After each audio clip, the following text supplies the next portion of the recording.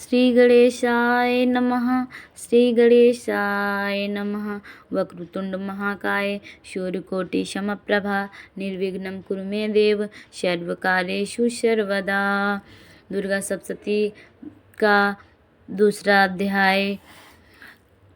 सर्वमंगल मांगल्ये शिवे सर्वार्थ साधिके शरण्ये त्र्यंबके गौरी नारायणी नमस्तुते।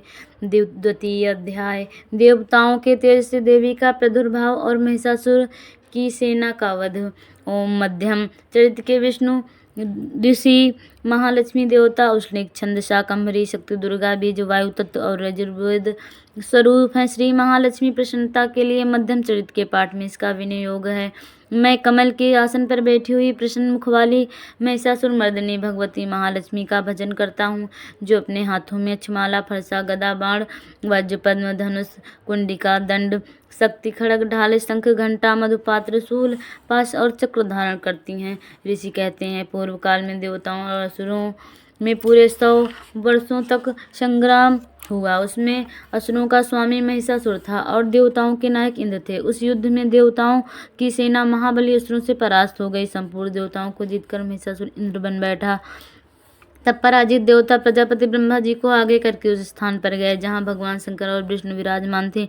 देवताओं ने महिषासुर के पराक्रम तथा अपनी पराजय का यथावत वृत्तांत दोनों देवेश्वरों ने विस्तार पूर्वक सुनाया। वे बोले, भगवान महिषासुर सूर्य इंद्र अग्नि वायु चंद्रमा यम वरुण तथा अन्य देवताओं के भी अधिकार छीनकर स्वयं ही सबका अधिष्ठाता बन बैठा है। उस दुरात्मा महिष ने समस्त देवताओं को स्वर्ग से निकाल दिया है। अब वे मनुष्य की भांति पृथ्वी पर विचरते हैं। दैत्यों की ये सारी करतूत हमने आप लोगों से कह सुनाई है।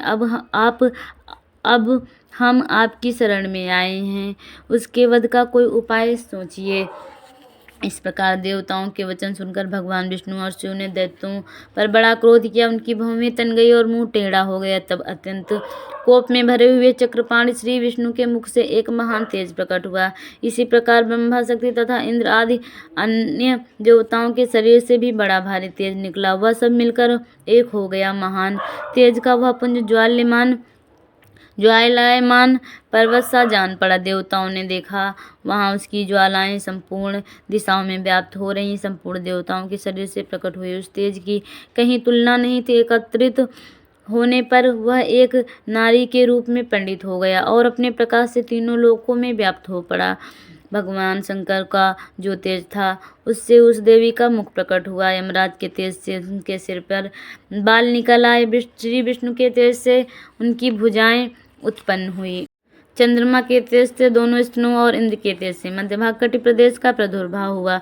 वरुण के तेज से जंगा और पिंडली तथा पृथ्वी के तेज से नितंब भाग प्रकट हुआ। ब्रह्मा के तेज से दोनों चरण और सूर्य के तेज से उनकी उंगलियां, वसुओं के तेज से हाथों की उंगलियां और कुबेर के तेज से नासिका प्रकट हुई। उस देवी के दांत प्रजापति के तेज से और तीनों नेत्र अग्नि के तेज से प्रकट हुए थे। उसकी भौहें संध्या और कान वायु के तेज से उत्पन्न हुए थे। इसी प्रकार अन्य देवताओं के तेज से भी उस कल्याणमयी देवी का आविर्भाव हुआ। तदंतर समस्त देवताओं के तेज पुंज से प्रकट हुई देवी को देखकर महिषासुर के सताए हुए देवता बहुत प्रसन्न हुए। पिनाकधारी भगवान शंकर ने अपने शूल से एक शूल निकालकर उन्हें दिया। फिर भगवान विष्णु ने भी अपने चक्र से निकालकर चक्र उत्पन्न करके भगवती को अर्पण किया। वरुण ने भी शंख भेंट किया। अग्नि ने उन्हें शक्ति दी और वायु ने धनुष तथा बाण में भरे हुए तरकस प्रदान किए। सहस्र नेत्रों वाले देवराज इंद्र ने अपने वज्र से वज्र उत्पन्न करके दिया। ऐरावत हाथी से उतारकर एक घंटा भी प्रदान किया। यमराज ने काल दंड से दंड, वरुण ने पास, प्रजापति ने स्फटिकाक्षी की माला तथा ब्रह्मा जी ने कमंडलु भेंट किया। सूर्य ने देवी के समस्त रोमकूपों में अपनी किरणों का तेज भर दिया। काल ने उन्हें चमकती हुई ढाल और तलवार दी। क्षीर समुद्र ने उज्ज्वल हार तथा कभी जीर्ण न होने वाला दिव्य वस्त्र भेंट किए। साथ ही उन्होंने दिव्य चूड़ामणि, 2 कुंडल, कड़े उज्ज्वल अर्धचंद्र, सब बाहुओं के लिए केयूर, दोनों चरणों के लिए निर्मल नुपुर, गले की सुंदर हंसली और सब उंगलियों में अंगूठी प्रदान। विश्वकर्मा ने उन्हें अत्यंत निर्मल फरसा भेंट किया। साथ ही अनेक प्रकार के अस्त्र और अभेद्य कवच दिए। इनके शिव मस्तक और वक्ष स्थल पर धारण करने के लिए कभी न कुम्हलाने वाले कमलों की मालाएं दी।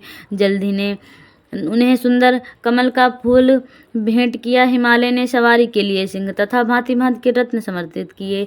धनायाज कुबेर ने मधु से भरा पान पात्र दिया तथा संपूर्ण नागों के राजा शेष ने, जो इस पृथ्वी को धारण करके उन्हें बहुमूल्य मणियों से विभूषित नागहार भेंट किया। इसी प्रकार अन्य देवताओं ने भी आभूषण और अस्त्र देकर देवी का सम्मान किया। तत्पश्चात उन्होंने बारंबार अष्टहास पूर्वक उच्च स्वर से गर्जना की। उनके भयंकर नाद से संपूर्ण आकाश गूंज उठा। देवी का वह अत्यंत उच्च स्वर से कुआ हुआ सिंहनाद कहीं समा न सका। आकाश उसके सामने लोक प्रतीत होने लगा। उससे बड़े जोर की प्रतिध्वनि हुई, जिससे संपूर्ण विश्व में हलचल मच गई और समुद्र कांप उठे, पृथ्वी डोलने लगी और समस्त पर्वत हिलने लगा। उस समय देवताओं के अत्यंत प्रसन्नता के साथ सिंहवाहिनी भवानी ने कहा, हे देवी, तुम्हारी जय हो। साथ ही महर्षियों ने भक्तिभाव से विनम्र होकर उसका स्तवन किया। संपूर्ण त्रिलोक को क्षोभग्रस्त दैत्यगण अपनी समस्त सेना को कवच आज से सुसज्जित कर हाथों में हथियार ले सहसा उठाकर खड़े हो गए। उस समय महिषासुर बड़े क्रोध में आकर कहा, आ गया, ये क्या हो रहा है। फिर वह संपूर्ण असुरों से घिर उस सिंहनाद की ओर लक्ष्य करके दौड़ा और आगे पहुंचकर उसने देवी को देखा, जो अपनी प्रभा से तीनों लोक को प्रकाशित कर रही थी। उनके चरणों के भार से पृथ्वी दबी जा रही थी, माथे के मुकुट से आकाश में रेखा सी खींच रही थी तथा अपने धनुष की टंकार से सातों पातालों को क्षुब्ध किए देती थी। देवी अपनी हजारों भुजाओं से संपूर्ण दिशाओं को आच्छादित करके खड़ी थी। तदंतर उनके साथ दैत्यों का युद्ध छिड़ गया। नाना प्रकार के अस्त्रों से प्रहार संपूर्ण दिशाएं उद्दासित होने लगी। चिछुर नाम का महान असुर महिषासुर का सेना नायक था। वह देवी के साथ युद्ध करने लगा। अन्य दैत्यों की चतुरंगणी सेना के साथ लेकर चामर भी लड़ने लगा। 60,000 रथियों के साथ आकर उदग्र नामक महादैत्य लोहा लिया। 1 करोड़ रथियों का साथ लेकर महाहनु नामक दैत्य युद्ध करने लगा, जिसके रोएं तलवार के समान तीखे थे। वह असिलोमा नामक महादैत्य 5 करोड़ रथी सैनिकों से युद्ध में आ डटा। 60 लाख रथियों से घिरा हुआ वास्कल नामक दैत्य भी उस युद्ध भूमि में लड़ने लगा। परिवारित नामक राक्षस हाथी सवार और घुड़सवारों के अनेक दलों तथा 1 करोड़ रथियों की सेना लेकर युद्ध करने लगा। बिड़ाल नामक दैत्य 5 अरब रथियों से घिरकर लोहा लेने लगा। इनके अतिरिक्त और भी हजारों महादैत्य रथ, हाथी और घोड़ों की सेना साथ लेकर वहां देवी के साथ युद्ध करने लगे। स्वयं महिषासुर उस रणभूमि में कोटि-कोटि सहस्त्र रथ, हाथी और घोड़ों की सेना से घिरा हुआ खड़ा था। वो दैत्य देवी के साथ तोमर, भिंदपाल, शक्ति मूसल, खड्ग, परशु और पट्टिस आदि शस्त्र अस्त्रों प्रहार करते हुए युद्ध कर रहे थे। कुछ दैत्यों ने उन पर शक्ति का प्रहार किया, कुछ लोगों ने पासा फेंके तथा कुछ दूसरे दैत्यों ने खड्ग प्रहार करके देवी को मार डालने का उद्योग किया। देवी ने भी क्रोध में भरकर खेल खेल में ही अपने अस्त्रों की वर्षा करके दैत्यों के वे समस्त अस्त्र काट डाले। उनके मुख पर परिश्रम या थकावट का रंच मात्र भी चिन्ह नहीं था और ऋषि उनकी स्तुति करने लगे। रंच मात्र भी नहीं था। देवता उनकी स्तुति करने लगे और ऋषि उनकी स्तुति करने लगे। वे भगवती परमेश्वरी दैत्यों के शरीर पर अस्त्र शस्त्रों की वर्षा करती रहीं। देवी का वाहन सिंह भी क्रोध में भयंकर गर्दन के बालों को हिलाता हुआ असुरों की सेना में इस प्रकार विचरने लगा, मानो वनों में दावानल फैल रहा है। रणभूमि में दैत्यों के साथ युद्ध करती हुई अंबिका देवी जितने ही निश्वास छोड़े, वे सभी तत्काल सैकड़ों हजारों गणों की रूप में प्रकट हो गए। परशु, भिंदपाल, खड्ग तथा पट्टिस आदि अस्त्रों द्वारा असुरों का सामना करने लगे। देवी की शक्ति से बड़े हुए गण असुरों का नाश करते हुए नगाड़ा और शंख आदि बजाने लगे। उस संग्राम महोत्सव में कितने ही गण मृदंग बजा रहे थे। तदंतर देवी त्रिशूल से, गदा से, शक्ति से, वर्षा और खड्ग आदि से सैकड़ों महादैत्यों का संहार कर डाला। कितनों को घंटे के भयंकर नाद से मूर्छित करके मार गिराया। बहुतेरे दैत्यों को पास से बांधकर धरती पर घसीटा। कितने ही दैत्यों ने उनकी तीखी तलवार की मार से 2-2 टुकड़े हो गए। कितने ही गदा की चोट से घायल हो धरती पर सो गए। कितने ही मूसल के मार से अत्यंत आहत होकर रक्त वमन करने लगे। कुछ दैत्य शूल से छाती पर फट जाने के कारण पृथ्वी पर ढेर हो गए।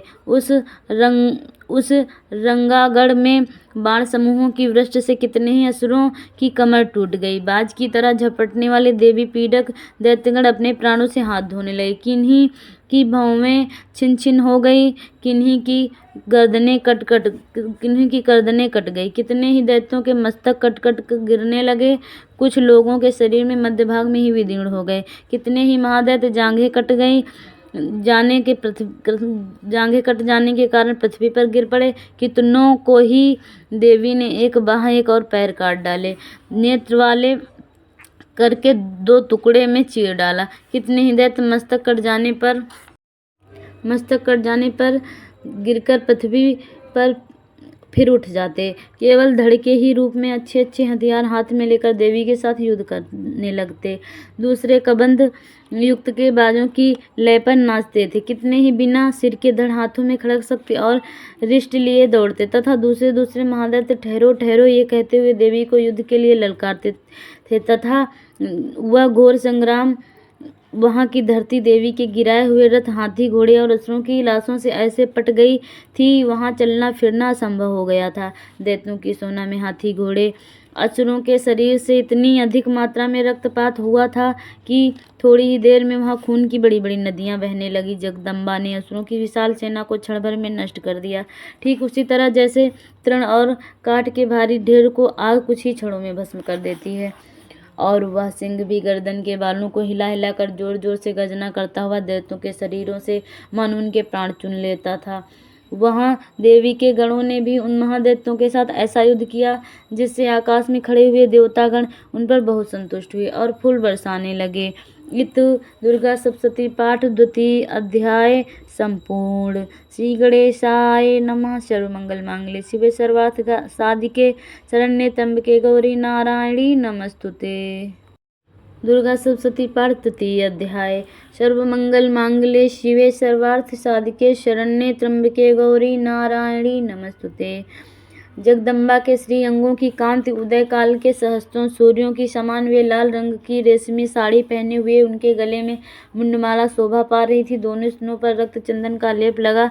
वे अपने कर कमलों में जप मालिका, विद्या और अभय तथा वर नामक मुद्राएं धारण किए हुए, तीनों नेत्र से सुशोभित, मुखार विंद की बड़ी शोभा हो रही। उनके मस्तक पर चंद्रमा के साथ ही रत्नमय मुकुट बंधा तथा वे कमल के आसन पर विराजमान। ऐसी देवी को मैं भक्ति पूर्वक प्रणाम करता हूँ। ऋषि कहते हैं, दैत्यों की सेना को इस प्रकार तहस नहस होते देवी महादैत्य सेनापति चक्षुर क्रोध में भरकर अंबिका देवी से युद्ध करने लगे। वह असुर रणभूमि में देवी के ऊपर उस प्रकार बाणों की वर्षा करने लगा जैसे बादल मेरु की शिखर पर पानी की धार बरसा रहे हों। तब देवी ने अपने बाणों से उसके बाण समूहों को अनायास ही काटकर उसके घोड़ों और सारथियों को भी मार डाला। साथ ही उसके धनुष तथा अत्यंत ऊंची ध्वजा को भी तत्काल काट दिया। धनुष कट जाने पर उसके अंगों की अपने बाणों से बेंध डाला। धनुष, रथ, घोड़े और सारथी के नष्ट हो जाने पर वह असुर ढाल और तलवार लेकर देवी की ओर दौड़ा। उसने तीखी धार वाली तलवार से सिंह के मस्तक पर चोट करके देवी को भी बाएं भुजा में बड़े वेग से प्रहार किया। हे राजन, देवी की बाह पर पहुंचते ही वह तलवार टूट गई। फिर से तो क्रोध से लाल आंखें करके उस राक्षस ने शूल हाथ में लिया और उसे उस महादैत्य ने भगवती माँ भद्रकाली के ऊपर चलाया। वह शूल आकाश से गिरते हुए शूल मंडल की भांति अपने तेज से प्रज्वलित हो उठा। उस शूल को अपनी ओर आते देख देवी ने भी शूल का प्रहार किया। उससे राक्षस के शूल के सैकड़ों टुकड़े हो गए। साथ ही महादैत्य चक्षुर की भी धज्जियां उड़ गई। वह प्राणों से हाथ धो बैठा। महिषासुर के सेनापति उस महापराक्रमी चक्षुर के मारे जाने पर देवताओं को पीड़ा देने वाला चामर हाथी पर चढ़कर आया। उसने भी देवी के ऊपर शक्ति का प्रहार किया, किंतु जगदम्बा ने उसे अपने हुंकार से ही आहत एवं निष्प्रभ करके तत्काल पृथ्वी पर गिरा दिया। शक्ति टूटकर गिरी हुई देखी चामर को बड़ा क्रोध हुआ। वह उसने शूल चलाया, किंतु देवी ने उसे भी अपने बाणों से काट डाला। इतने में ही देवी का सिंह उछलकर हाथी के मस्तक पर चढ़ बैठा और उस दैत्य के साथ खूब जोर लगाकर बायुद्ध करने लगा। वे दोनों लड़ते लड़ते हाथी से पृथ्वी पर आ गए और अत्यंत क्रोध में भरकर एक दूसरे पर बड़े भयंकर वह प्रहार करते हुए लड़ने लगे। तदंतर सिंह बड़े वेग से आकाश की ओर उछला और उधर से गिरते समय उसने पंजों की मार से चामर का सिर धड़ से अलग कर दिया। इसी प्रकार उदग्र भी शिला और वृक्ष की आदि की मार खाकर रणभूमि में देवी के हाथ से मारा गया तथा कराल भी दांतों, मुक्कों और थप्पड़ों की चोट से धराशायी हो गया। क्रोध में भरी हुई देवी ने गदा के चोट से उद्धत का कचूमर निकाल दिया, विंध्यपाल से वासकल को तथा बाणों से ताम्र और अंधक को मौत के घाट उतार दिया। 3 नेत्र वाले परमेश्वरी ने त्रिशूल से उग्रास्य, उग्रवीर तथा महाहनु नामक दैत्यों को मार डाला। तलवार की चोट से विडाल के मस्तक को धड़ से काट गिराया। धुरधुर और धुरमुख इन दोनों को भी अपने बाणों से यमलोक। इस प्रकार अपनी सेना का संहार होता देख महिषासुर ने भैंस का रूप धारण करके देवी के गणों के त्रास देना आरंभ किया। किन्हीं को थुथुन से मारकर, किन्हीं के ऊपर खुरों का प्रहार करके, किन्हीं को पूंछ से चोट पहुंचाकर, कुछ को सींग से विदीर्ण कर, कुछ गणों को वेग से, किन्हीं को सिंहनाद से, कुछ को चक्कर देकर और कितनों को निश्वास वायु के झोंक से धराशाही कर दिया। इस प्रकार गणों की सेना को गिराकर वह असुर महादेवी के सिंह को मारने के लिए झपटा। इससे जगदम्बा को बड़ा क्रोध हुआ। उधर महापराक्रमी महिषासुर भी क्रोध में भरकर धरती को खुरों से खोदने लगा। तब अपने सींगों से ऊंचे ऊंचे पर्वतों को उठाकर फेंकने और गरजने लगा। उसके वेग से चक्कर देने का कारण पृथ्वी पर क्षुब्ध होकर फटने लगी। उसकी पूंछ से टक्कर खाकर समुद्र सब ओर से धरती को डुबोने लगा। हिलते हुए सींग के आघात से विदीर्ण होकर बादलों के टुकड़े टुकड़े हो गए। उसके श्वास की प्रचंड वायु के वेग से उड़े हुए सैकड़ों पर्वत आकाश से गिरने लगे। इस प्रकार क्रोध में भरे हुए उस महादैत्य को अपनी ओर आते देख चंडिका ने उसका वध करने के लिए महान क्रोध किया। उन्होंने पास फेंककर उस महान असुर को बांध दिया। उस महासंग्राम में बंध जाने पर उसने उस भैंस का रूप त्याग दिया और तत्काल सिंह के रूप में वह प्रकट हो गया। उस अवस्था में जगदम्बा ज्यों ही उसका मस्तक काटने के लिए उद्यत हुई, त्यों ही वह खड़गधारी पुरुष के रूप में दिखाई देने लगा। तब देवी ने तुरंत ही बाणों की वर्षा करके ढाल और तलवार के साथ उस पुरुष को भी बांध डाला। इतने में ही वह महान गजराज के रूप में परिणत हो गया तथा अपनी सूंड से देवी के विशाल सिंह को खींचने लगा और गरजने लगा। खींचते समय देवी ने तलवार से उसकी सूंड काट डाली।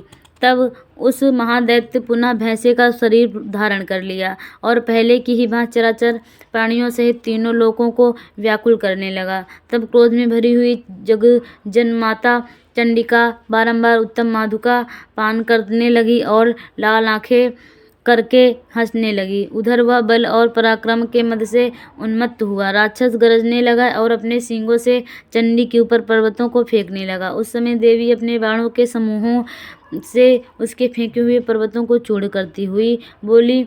बोलते समय उनका मुख मधु के मद से लाल हो रहा था और वाणी लड़खड़ा रही थी। देवी ने कहा, ओह मूढ़, मैं जब तक मधु पीती हूँ तब तक तू क्षण भर के लिए खूब गर्ज ले। मेरे हाथ से यही तेरी मृत्यु हो जाने पर अब शीघ्र ही देवता भी गर्जना करेंगे। ऋषि कहते हैं, यूं ही कहकर देवी उछली और उस महादैत्य के ऊपर चढ़ गई। फिर अपने पैर से उसे दबा। उन्होंने शूल से उसके कंठ में आघात किया। उनके पैर से दबा होने पर भी महिषासुर अपने मुख से दूसरे रूप में बाहर होने लगा। अभी आधे शरीर से ही वह बाहर निकलने पाया था कि देवी ने अपने प्रभाव से उसे रोक दिया। आधा निकलना होने पर वह महादैत्य देवी से युद्ध करने लगा। तब देवी ने बहुत बड़ी तलवार से उसकी मस्तक काट गिराया। फिर तो वह हाहाकार करती हुई दैत्यों की सारी सेना भाग गई तथा संपूर्ण देवता अत्यंत प्रसन्न हो गए। इति दुर्गा सप्तशती पाठ तृतीय अध्याय संपूर्ण। सर्वमंगल मांगल्ये शिवे सर्वार्थ साधके शरण्ये त्र्यंबके गौरी नारायणी नमस्तुते। श्री गणेशाय नमः। श्री गणेशाय नमः।